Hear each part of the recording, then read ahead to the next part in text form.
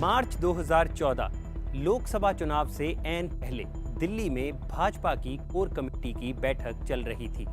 इस बैठक के कई मुद्दों में से एक मुद्दा ये था कि भाजपा के पीएम उम्मीदवार नरेंद्र मोदी को किस जगह से चुनाव लड़वाया जाएगा। इस पर भाजपा के तत्कालीन अध्यक्ष राजनाथ सिंह ने सुझाव देते हुए कहा कि नरेंद्र मोदी को बिहार के पटना से चुनाव लड़ाना चाहिए।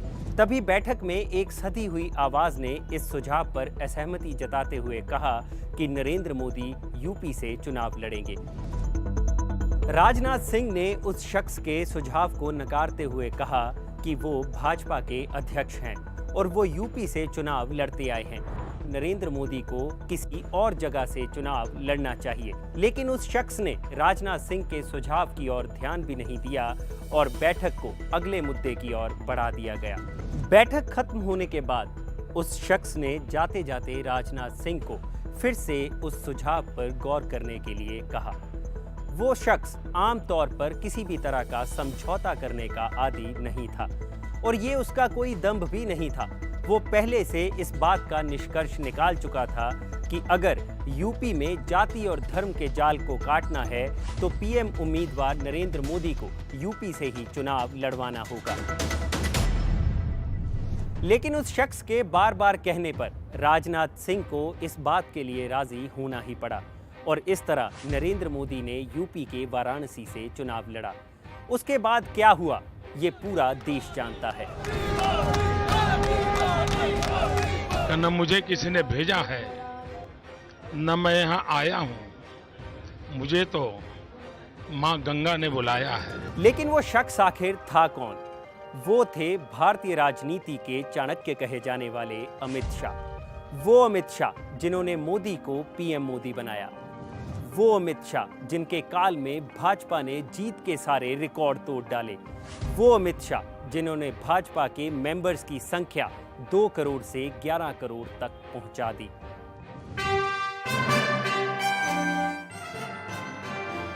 दस करोड़ 43 लाख मतलब इतने सदस्य अब तक बन चुके हैं।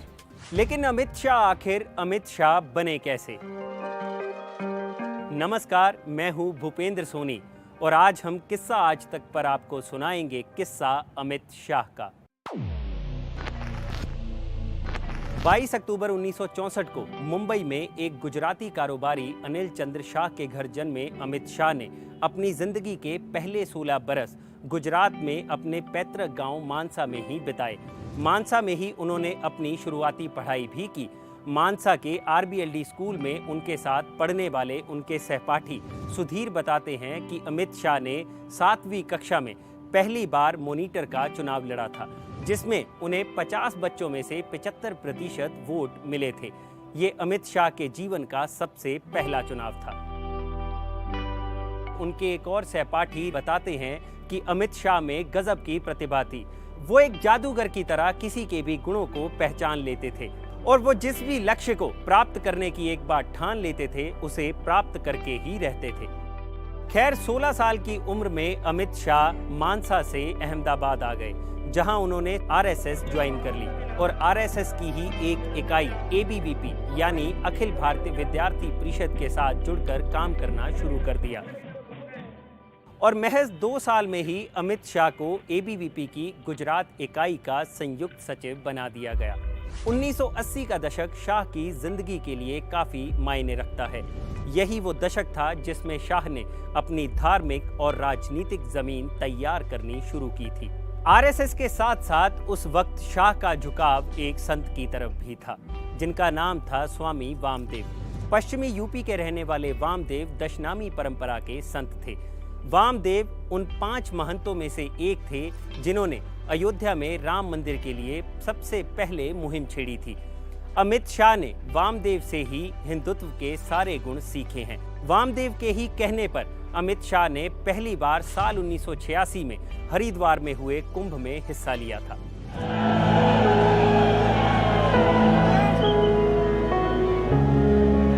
उस कुंभ के दौरान वामदेव हर सुबह अमित शाह को किसी न किसी महंत के पास भेजते थे। अमित शाह उस महंत के पास जाते और उनके साथ कुछ समय बिताते। उसके बाद वो उसी डेरे के संतों के साथ लंगर खाते और फिर दक्षिणा लेकर वहां से वापस आ जाते। इस दक्षिणा से अमित शाह कुंभ में एक साइकिल किराए पर लेते थे और उसी साइकिल पर बैठकर वो कुंभ का चक्कर लगाते थे। कुंभ में हुए अनुभवों ने शाह का पूरा जीवन ही बदल दिया और उन्हें पहली बार हिंदू धर्म की महानता का पता चला।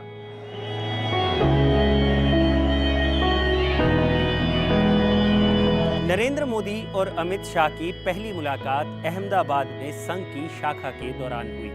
वो था साल 1980। लेकिन नरेंद्र मोदी और अमित शाह में दोस्ताना पनपना शुरू हुआ साल 1987 में, जब दोनों ने आरएसएस से बीजेपी में कदम रखा।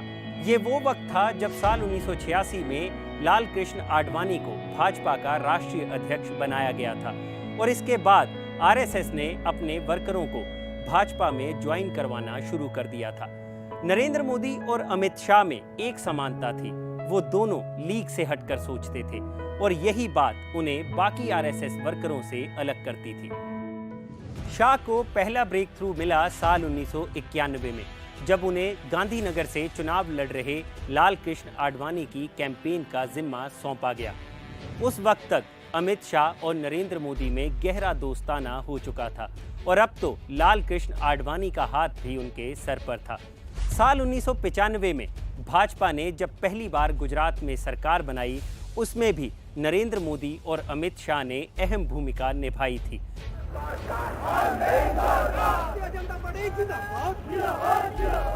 उस वक्त कांग्रेस का रूरल गुजरात में काफी अच्छा होल्ड था, लेकिन इसी होल्ड को तोड़ने के लिए मोदी और अमित शाह ने एक नई योजना बनाई। उन्होंने हर गांव में मुखिया के बाद दूसरे नंबर का प्रभाव रखने वाले इंसानों को जोड़ना शुरू कर दिया। ऐसे में इन दोनों ने 8000 के करीब ऐसे लोगों का नेटवर्क तैयार किया जो गुजरात के गांवों में मुखिया का चुनाव हार चुके थे। उनकी इसी स्ट्रेटजी ने गुजरात में पहली बार भाजपा को सत्ता में बैठा दिया।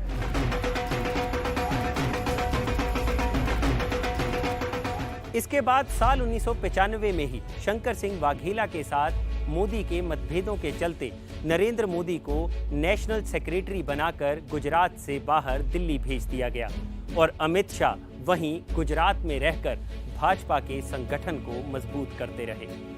अमित शाह ने सक्रिय राजनीति में कदम रखा साल 1997 में, जब उन्होंने गुजरात की सरखेज सीट से अपना पहला विधानसभा चुनाव लड़ा। कहा जाता है कि अमित शाह को टिकट दिलवाने में मोदी का काफी बड़ा योगदान था, लेकिन अमित शाह भी मोदी के पीछे कंधे से कंधा लगाकर हर जंग में उनके साथ खड़े रहे। साल 1998 में जब केशुभाई पटेल दोबारा गुजरात के मुख्यमंत्री बने और उन्होंने मोदी से कन्नी काटनी शुरू कर दी, तब भी अमित शाह अकेले ऐसे नेता थे जो नरेंद्र मोदी के पीछे इस जंग में चट्टान बनकर खड़े रहे। वो अकेले ही मोदी के लिए गुजरात में सकारात्मक माहौल तैयार करते रहे, जिसके चलते साल 2001 में नरेंद्र दामोदर दास मोदी पहली बार गुजरात के मुख्यमंत्री बने।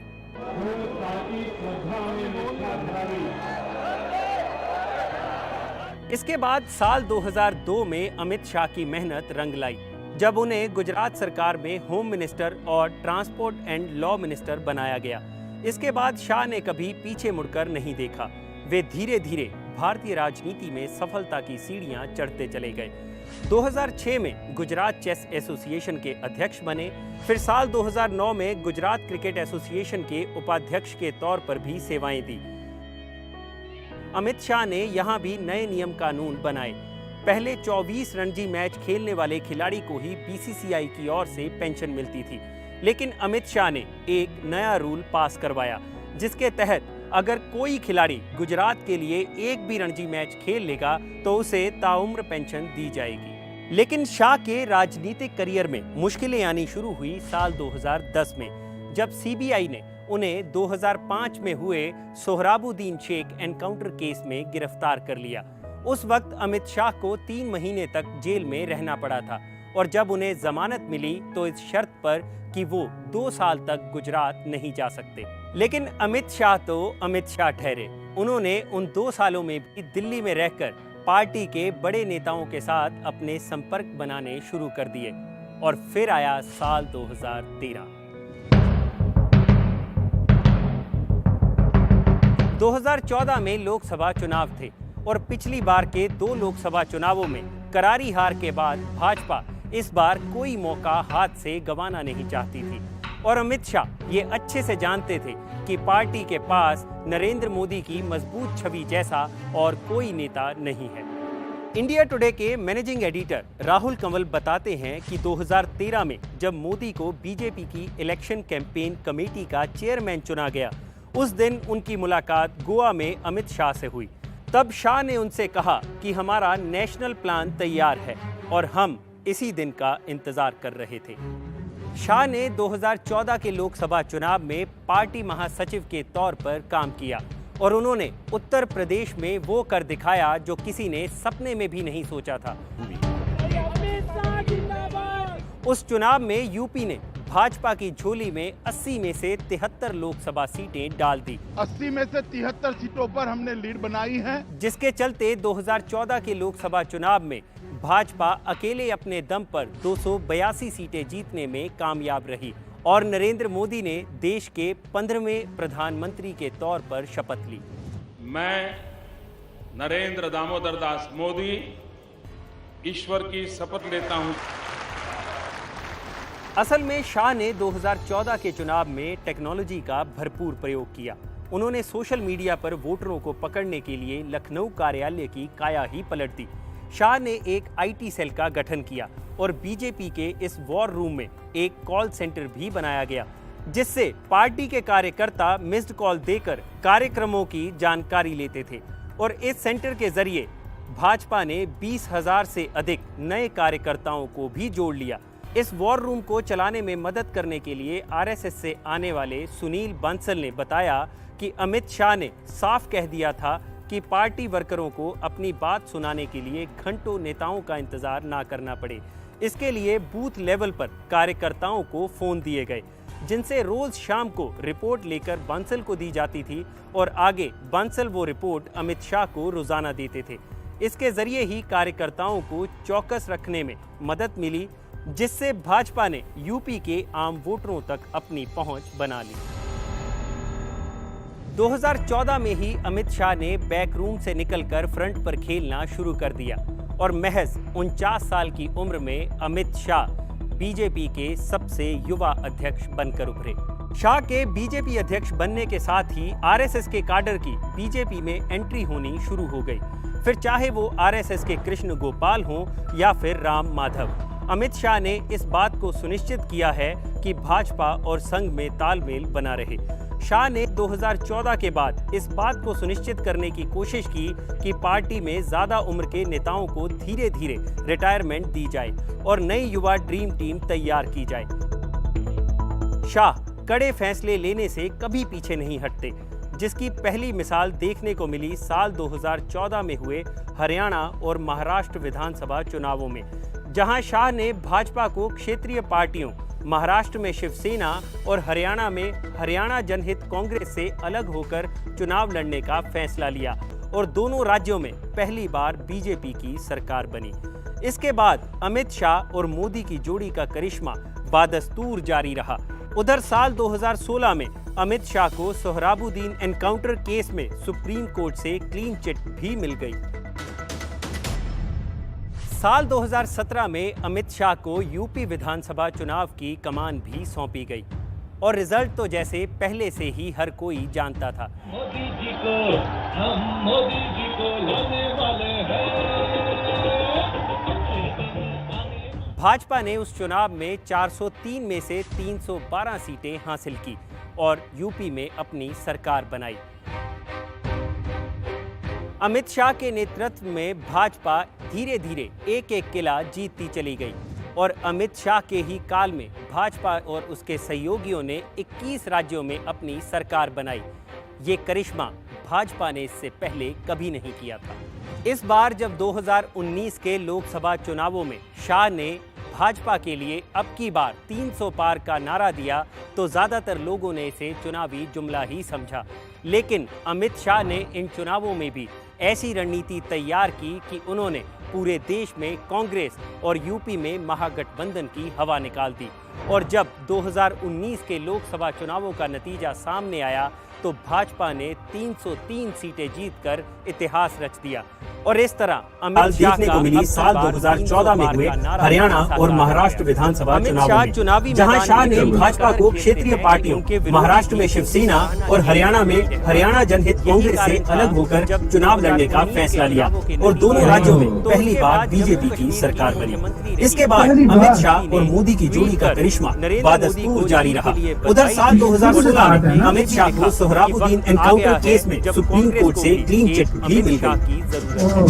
नरेंद्र मोदी साल 2017 में अमित शाह को यूपी विधानसभा चुनाव की कमान भी सौंपी गई और रिजल्ट तो जैसे पहले से ही हर कोई जानता था। कारण है कि जब अमित शाह से उनके और नरेंद्र मोदी के रिश्ते को लेकर पूछा गया तो उनका जवाब भाजपा ने चुनाव में 400 गुजरात से तो मैं और सरकार और अगर कोई उनसे भी अच्छी तरह से अमित शाह के नेतृत्व में भाजपा धीरे धीरे एक किला जीतती चली गई और अमित शाह के ही काल में भाजपा और उसके सहयोगियों ने 21 राज्यों में अपनी सरकार बनाई। ये करिश्मा भाजपा ने इससे पहले इस बार जब 2019 के लोकसभा चुनावों में शाह ने भाजपा के लिए अब की बार 300 पार का नारा दिया तो ज्यादातर लोगों ने इसे चुनावी जुमला ही समझा, लेकिन अमित शाह